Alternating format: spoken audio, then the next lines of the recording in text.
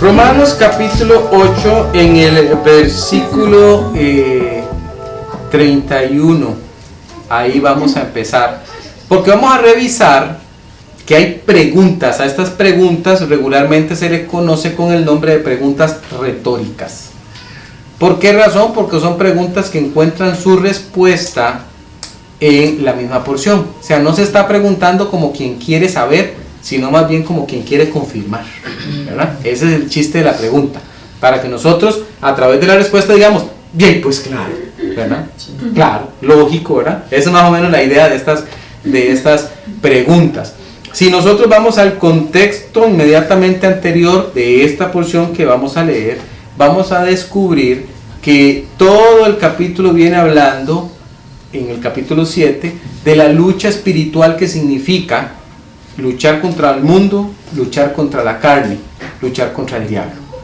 Y ahora en el capítulo 8 empieza diciendo una realidad importante. Vamos a verla en el versículo 1 y luego saltamos al que estábamos antes. Dice, ahora pues, ninguna condenación hay para los que están en Cristo Jesús, los que no andan conforme a la carne, sino conforme al Espíritu. ¿Cuántas condenaciones hay para aquellos que están en Cristo Jesús?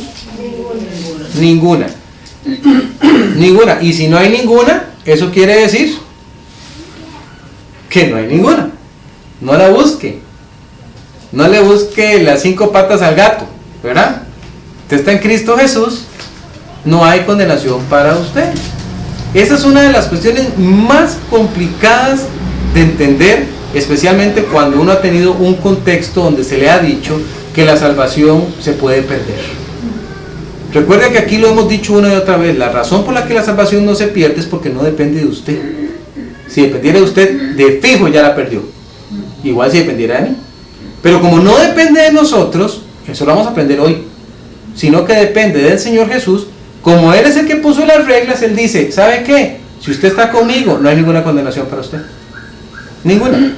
Ahora sí, teniendo ese contexto anterior, sabiendo que ya el capítulo empezó diciendo ninguna, ahora el autor va a presentar algunas preguntas que se podrían hacer a algunas personas del por qué sí se perdería, para aclararlas entonces y darnos a entender de que no. ¿De acuerdo? Esa es la idea de la porción del día de hoy, ¿verdad? Hemos visto algunos argumentos la semana anterior acerca del por qué no se pierde la salvación. Hoy vamos a ver otros argumentos que también se pueden anotar allí. Ahora sí, volvamos otra vez entonces al versículo 31, ahora que sabemos que no hay ninguna condenación, ninguna, ¿verdad? Ninguna. Entonces, vamos a ver en este momento cualidades del amor eterno de Dios. Hay cualidades. Y por esas cualidades nosotros podemos decir, ah, mira, con razón que no se puede perder. Con razón que es una salvación segura, ¿verdad? Vamos a ver. 31, alguien que me lo lea. ¿Qué pues diremos a esto si Dios es por nosotros, a quién contra nosotros? ¿Quién contra nosotros? Una pregunta, ¿no? Si Dios es por nosotros, ¿quién contra nosotros? Ahora usted dirá, el versículo empezó con una pregunta, ¿qué pues diremos? Es decir, ante toda la evidencia contundente que se ha venido en los 30 versículos anteriores, el autor dice, ¿qué pues diremos?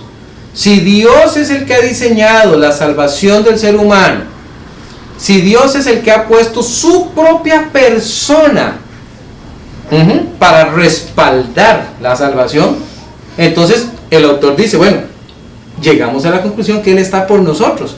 Entonces, ¿habrá alguna fuerza capaz de sacarnos de esa salvación que Él nos ha dado?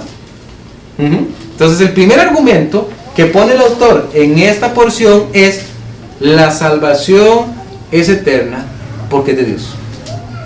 La salvación es segura porque es de Dios. Eso es lo que el autor está diciendo acá. Está diciendo, usted no se ha dado cuenta que es porque Él está por usted. Si Él no estuviera por usted, olvídelo. Se acabó. Ahorita, pero esto va increciendo, ¿verdad? Este es un primer escaloncito. Ahorita vamos a ver que el segundo va amarrando más fuerte la idea de, momento, es que Dios va en serio con esto, ¿verdad? Primer argumento, Dios es el que está detrás de la salvación y por esa razón nadie puede ingresar y quitársela a usted, porque Él fue el que se la dio, ¿ok? Veamos lo segundo, aparece en el versículo 32, más fuerte todavía. ¿Quién me lo lee? El que no escatimó ni a su propio Hijo, sino que lo entregó por todos nosotros, ¿cómo no nos dará también con Él todas las cosas? ¡Qué interesante pregunta! Yo he visto que este versículo se saca de contexto y la gente dice, ve, si el Señor Jesús fue dado, entonces no se preocupe usted, Dios le va a dar la comida, Dios le va a dar el vestido, Dios le va a dar, porque aquí dice que Él va a dar todas las cosas. Sí, eso que dicen es cierto, pero este no es un versículo para apoyar eso, porque ese versículo no está hablando de eso. Este versículo está hablando de, si el Señor Jesús fue el que puso el fundamento de la salvación en la vida de las personas que le reciben, ¿no sería también lógico que si ya Dios dio lo que Él más amaba, que es a su propio Hijo, que Él va a dar el resto de las cosas para que esa salvación termine de perfeccionarse en nosotros? Y la respuesta es un rotundo, claro que sí. Es un argumento lógico el que usa el autor aquí. El autor dice, analícelo. Dios no estimó a Jesús para darlo en favor de la humanidad. Ahora, Él va a dar lo que haga falta para que esa salvación se quede justo donde Él la dejó. ¿Está viendo el punto? La salvación es segura, segundo punto, porque tiene en Jesucristo su máximo sello. Su máximo sello. Es lo más valioso y lo más valioso ya fue entregado por nosotros. A mí me interesa mucho que usted entienda este punto. Cuando hablamos de Jesús, la gente piensa que Él es un buen tipo, que es un excelente profeta, que era un hombre con muchos poderes, que era un revolucionario de su tiempo, y tantas otras cosas que uno escucha hablar acerca del Señor Jesús. Pero aquí hay dos elementos que son vitales de entender. El primero, el autor dice, Jesús es el Hijo de Dios. Es el primer elemento. Jesús es el Hijo de Dios. Y el segundo elemento es, su muerte tuvo una razón de ser. Usted y yo. Usted y yo. Entonces, si esa muerte tuvo una razón de ser, el argumento del autor es, entonces Dios no va a dejar las cosas incompletas. Él va a dar todo lo que se ocupa para que esa salvación que ella puso en usted llegue al final. ¿Cuál es ese final? Que usted esté con el Señor. Ahora sí. Por eso yerran y lo hacen terriblemente aquellos que piensan que una vez que Jesús viene a residir en el corazón, entonces algún viento de pecado le puede remover, de tal manera que hoy amaneció salvo, pero no se sabe qué va a pasar durante el día. Puede ser que ya no lo sea durante el día. No. ¿Por qué no? Bueno, porque el que envió a Jesús a morir en esta tierra así lo determinó, que si ya lo tienes, a partir de ese momento hay un cambio, y es una señal inequívoca de que Dios está contigo hasta que la muerte te alcance o Él venga. Eso es muy importante. Aquí vamos a separar dos elementos. Una cosa es que yo diga, yo soy salvo, y otra cosa es que yo diga, ¿será que ya nunca más voy a volver a pecar? Claro que voy a volver a pecar, porque la salvación fue puesta en este que es un utensilio de barro, este que es mi cuerpo, que es carnal. Mi cuerpo es carne y está vendido al pecado. Entonces hay un componente espiritual en mí, el Espíritu Santo, cuando yo recibí al Señor Jesús. Y claro que yo, espiritualmente hablando, nunca pecaría. Pero el problema es que yo vivo en un cuerpo de carne que está vendido al pecado. Por eso es que en 1 Juan 1:9 dice, si usted peca, confiese su pecado. Por eso en Proverbios 28:13 dice que el que no confiesa su pecado no prosperará. Tiene que confesarlo. Pero hay una vía, ¿ven? Hay una vía. Aquí lo vamos a ver ahorita.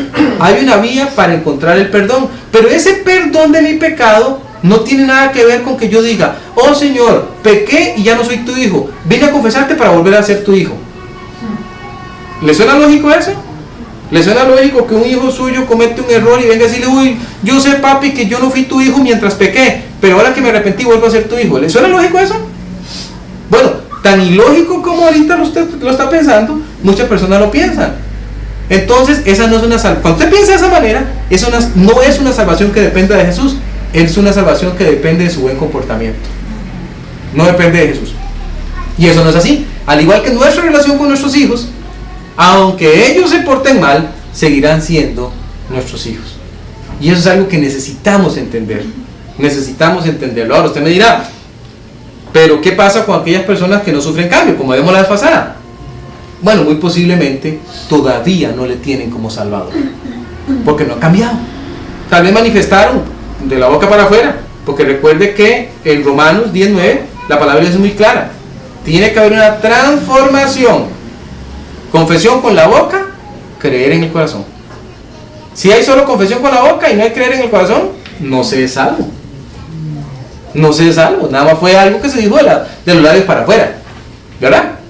Y una persona, por ejemplo, si yo le estoy hablando a una persona acerca de Jesús y la persona no quiere escucharme más, tal vez la persona decía, sí, está bien, voy a hacer la oración, para que se calle este tipo, para que ya se vaya. Sí, ya la hice, qué bueno, usted es salvo ahora. Entonces, estoy salvo, lo que pasa es que ya estaba harto, estaba escuchando, entonces lloré, para que se fuera, ¿verdad? Entonces debe ir acompañado con un cambio. Pero sigamos leyendo porque aquí viene otra, en la 33. Son preguntas, ¿ve usted? Preguntas retóricas. ¿Quién me lee el 33? ¿Quién acusará a los escogidos de Dios? Dios es el que justifica. Ay, aquí está algo tremendo, ¿verdad? ¿Qué significa la palabra justificar? ¿Alguien recuerda? ¿Qué significa la palabra justificar? Cuando hablamos de salvación, hablamos de varios procesos que se llevan a cabo. Justificación es uno de ellos. Santificación es otro, por ejemplo. Redención es otro. Pero en particular, justificar. ¿A qué le suena la palabra justificar? ¿A qué suena? ¿A qué otra palabra que usted conoce le suena a esa?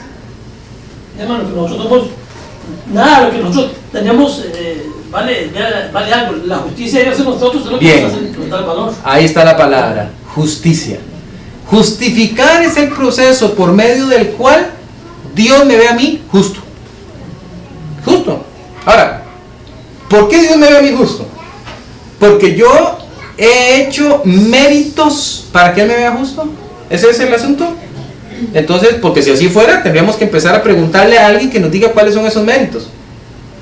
Deme la lista de las cosas que yo tengo que hacer en esta tierra para que cuando llegue al cielo Dios diga, usted cumplió, es justo. Ninguno califica. La Biblia dice, todos nosotros nos descarriamos como ovejas. Dice que todos somos pecadores, que no hay ni uno que no. Eso es la Biblia. Dice que nuestros mejores intentos por hacer algo bueno son como trapos de inmundicia. Ojo que nos estamos comparando contra el Dios Santo, ¿verdad? Entonces, usted dirá, qué desánimo, hermano Ronnie. Entonces nadie podría ser salvo. Esa pregunta se le hicieron los discípulos al Señor Jesús. Dice, ¿quién se podría salvar? Entonces el Señor Jesús responde, lo que es imposible para los hombres es posible para Dios. Entonces, ¿cuál es la técnica? ¿Qué es lo que se hace? Entonces se dice, Dios me ve a mí y dice, usted no califica, no es justo. Y entonces mete a Jesús en medio. Por eso dice la Biblia que Él es el Cordero de Dios. El Cordero único, ya no hay que sacrificar más. Ya Él se puso en medio de mí y de Dios. Y ahora Dios me ve a través de Jesús. Y al verme a través de Jesús, de los méritos de Él, de su sangre, de su sacrificio, entonces me ve a mí justo. Si yo he decidido creer en Jesús.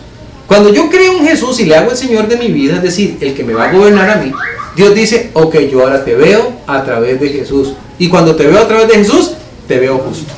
A eso llamamos justificar. Ahora sí, aclarado ese punto, vea qué interesante cómo la pregunta se vuelve lógica. Vean, ahora sí, ¿quién acusará a los escogidos de Dios? Respondamos eso, nadie. ¿Por qué? Porque Dios fue el que me hizo justo. Y como Él me hizo justo ahora, puede ser que alguien venga y me diga, sí, pero usted antes, usted hizo estas cosas. Usted antes tuvo estos comportamientos. Usted tuvo estos pecados que son realmente serios. Pecados que hasta da vergüenza decirlos. Y cuando el enemigo número uno de la humanidad, que es el diablo, venga usted con eso, ¿verdad? El diablo es un acusador por excelencia. Entonces usted le tiene que responder, usted tiene razón, diablo, es cierto. Es cierto. Todo eso que usted dice es cierto. Yo lo hice. Pero, decidí confiar en los méritos de Jesús. Y por eso ahora Dios me ve a mí justo. Justo. Entonces no es que yo tenga que ir a hacer nada más. De repente digamos que alguien hiciera una lista de mis pecados. Y dijera, bueno, antes de que usted aceptara a Jesús, usted había cometido 1,5 millones de pecados. Ahora sí, necesita arreglar este asunto. ¿Cómo va a ser? ¿Cómo va a ser? Vamos a poner una multa por cada pecado. Tiene que pagarla. O vamos a ponerle trabajo para que usted vaya a hacer. Nunca se nos acaba la vida y no hemos terminado. Entonces Jesús aparece y dice, yo pago todo. Yo pago sus pecados pasados, pago sus pecados presentes y pago sus pecados futuros. Mi sangre le cubre a usted completamente y de ahora en adelante, debido a mi sacrificio, usted es visto justo siempre, porque tiene a Jesús. Vea qué importante, ¿verdad? Qué importante lo que el Señor hizo. Entonces por eso es que nuestra salvación está segura. ¿Cómo no va a estar segura? Si ya el trabajo de justificación Él lo hizo. ¿O qué vamos a hacer? Como dice Hebreos, ¿verdad? Hermano, del purgatorio, eso es una aberración. No, totalmente. Vamos a tener una lección aquí solo para hablar de eso. Solo para hablar de eso. Que es la contraposición de la seguridad de salvación que tenemos. ¿Verdad? Imagínense que en Hebreos dice, ¿qué vamos a hacer? Vamos a traer a Jesús nuevamente para que Él vuelva a morir por nuestros pecados. Dice, jamás, de ninguna manera. ¿Cómo hacer eso? Ya Él murió una vez por el pecado de la humanidad. Ahora nada más hay que mirar a la cruz donde Él ha muerto y decir, yo creo que eso fue real, que eso pasó, que Él murió pero que también resucitó y ahora yo puedo confiar en Él. Eso lo dice aquí también. Vamos a seguir leyendo para que vean. Entonces, el tercer argumento que tenemos es, Jesús es el que nos ha hecho justos. No fue ningún ser humano el que nos justificó. 34. ¿Quién me lo lee? ¿Quién es el que condena? ¿Quién es el que condenará? Cristo es el que murió, más aún el que también resucitó, el que además está a la diestra de Dios y el que también intercede con nosotros. Ok, ahora sí. Aquí vienen varias cositas. En un solo versiculito pequeñito vienen 3 argumentos fuertes. Y la primera pregunta que hace es, ¿quién es el que condenará? Antes en el versículo 1 nos dijo que no hay condenación, ¿verdad? Ninguna. Pero ahora dice, ¿habrá alguien que se anime a condenarle a usted? Sí, claro que hay. Claro que hay. ¿Quién? El diablo está en el primero de la lista, ¿verdad? Él es el primero que le condena a usted. Y el que le hace creer que los méritos del Señor Jesús no son suficientes. Le hace dudar. Le hace pensar que usted no es lo suficientemente bueno. Le hace creer que usted no es tan hijo como se supone que tiene que ser. Le hace pensar que usted es inútil y no puede hacer nada por el Señor, etcétera, ¿verdad? Él es el primero. También tenemos al mundo que le hace creer a usted, ¿para qué siguen esto?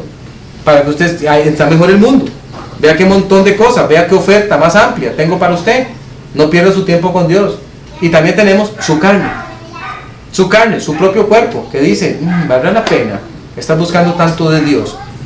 Tal vez me pueda dar algunos lujitos, algunas cositas por aquí, y hacer ciertos pecados, tal vez no sea tan grave. Esos 3 están confabulando todo el tiempo para condenarme a mí, para decirme, usted no es tan salvo como usted cree. ¿Qué tenemos que hacer en esos casos? Recordar lo que aquí dice. Vamos a ver qué es lo que dice. Dice, primero, Cristo es el que murió. ¿Quién murió? ¿Alguien más murió por usted? ¿Alguien más? ¿Tenemos la historia registrada de algún otro héroe del pasado? ¿Algún dios? ¿Alguien más que se mencione y diga, no, hay uno que le hace la competencia a Cristo? Es fulano de tal que también murió por mí. No. Entonces la Biblia está dejando de una vez claro y dice, mi oferta solamente la doy a través de Cristo, no la doy a través de nadie más.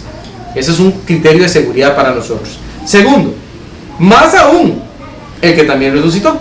¿Alguien más ha resucitado? ¿Se ha escuchado de alguien que como el Señor Jesús diga, yo pongo mi vida y la vuelvo a tomar? Nadie. Solamente el verdadero Salvador podría hacer eso.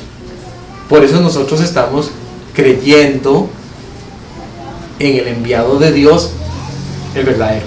Pero viene un tercero, el que además está a la diestra de Dios. Cuando Esteban estaba siendo apedreado, estaba leyendo eso en Hechos 7 hoy, él está siendo apedreado. Cuando él está siendo apedreado, dice que él cae de rodillas y dice: veo el cielo abierto y al Hijo de Dios a la diestra. Y con más ganas lo apedrearon, ¿verdad? Entonces él dice: Señor, no les tomes en cuenta este pecado. Entonces tenemos a un testigo presencial de esto. Tenemos a un testigo presencial que dice: antes de yo morir, Dios me dio la oportunidad, corrió el velo de la realidad para que yo viera la realidad espiritual, y ahí vi al Señor Jesús, lo vi, estaba ahí, a la diestra del Padre, ¿verdad? Como dice el cabrón. Ya esa pedrada ni dolía. Ya no, ya le estaba en otro lado, ¿verdad? Qué precioso.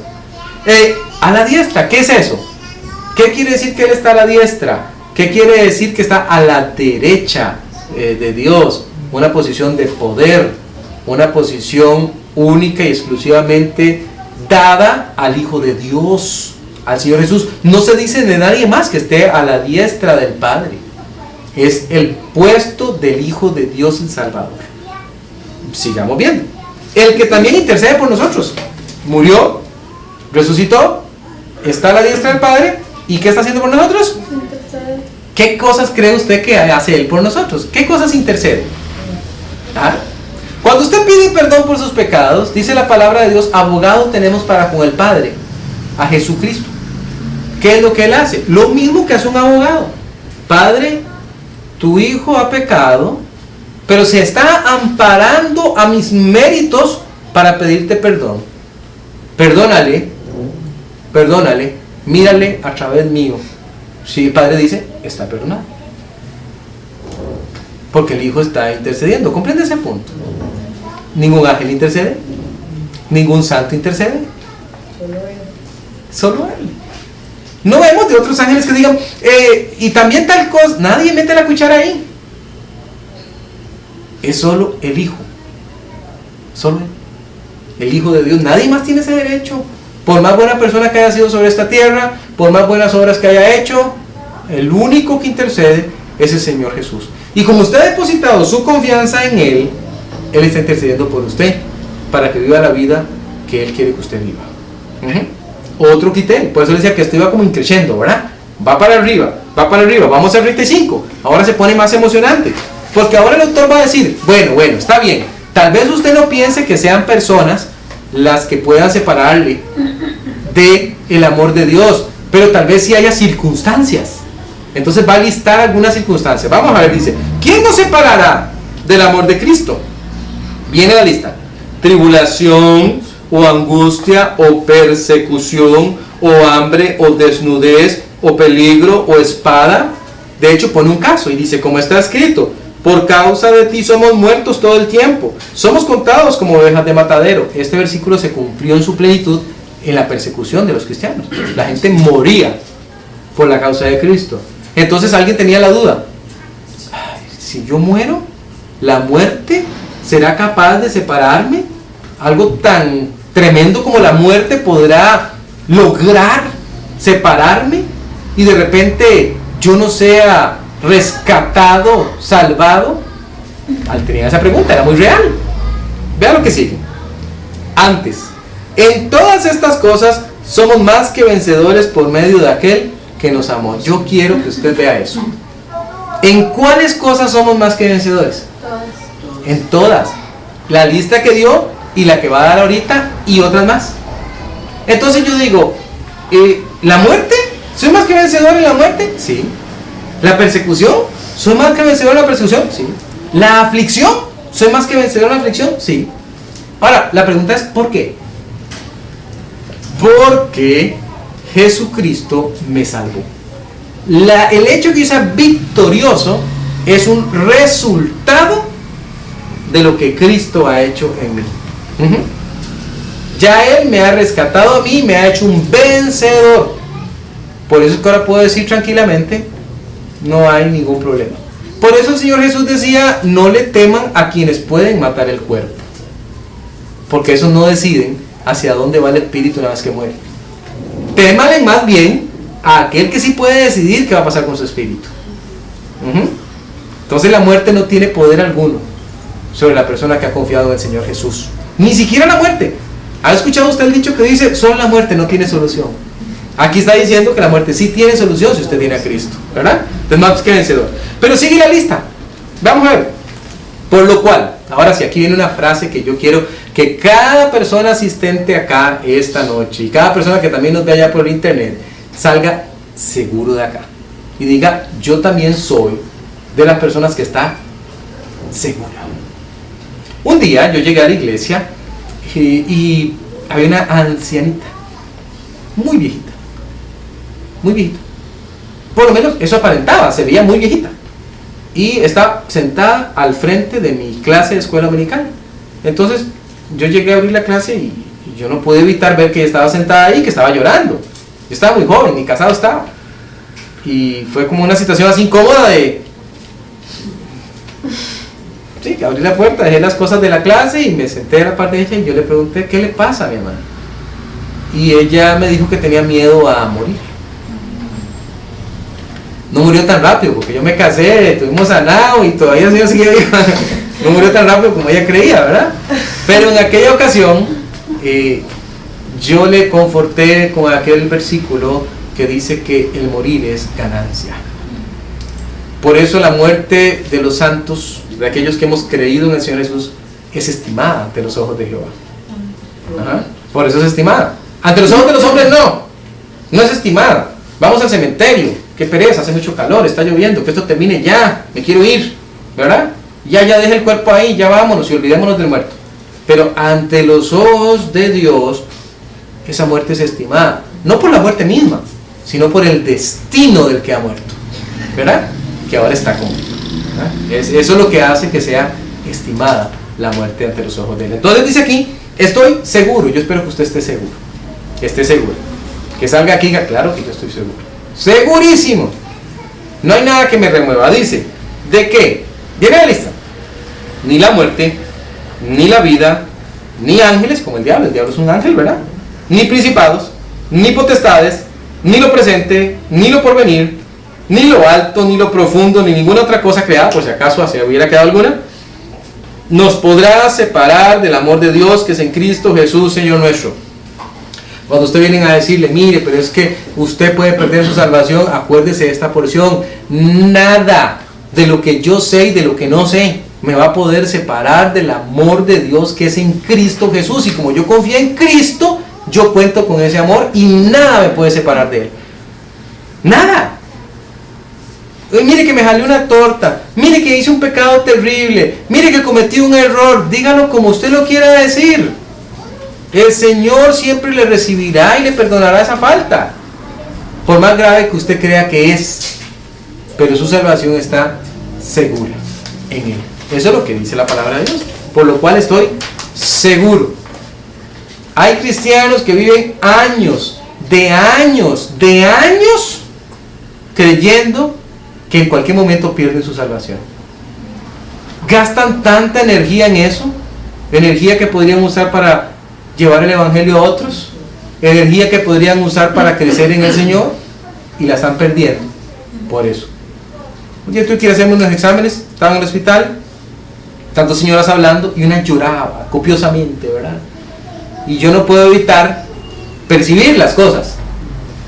Donde yo estoy, yo percibo cosas, no en el sentido de que soy así como una especie de medium, ¿verdad? No es eso, sino percibir que, esta señora está sufriendo, algo está pasando aquí. Y entonces yo la veía así con el rabillo del ojo, y ya ella le dijo a la otra que había pasado. Le dice, es que esta madrugada soñé que venía el Señor y yo me quedaba y lloraba. Si yo no me quiero quedar, que el Señor no me encuentre en pecado. Y yo por dentro decía, ¿cómo puede vivir uno así? ¿Cómo puede vivir uno pensando que, uy, si me muevo a la derecha, si cometo este pecado, que no venga ya porque me pierdo? Esa es una salvación que depende de la persona, no es que depende de Cristo. La salvación que depende de Cristo es una que me da a mí paz, tranquilidad. Puedo dormir feliz sabiendo que estoy en los brazos del Señor, en la mano que vimos el otro día, donde nadie me arrebata.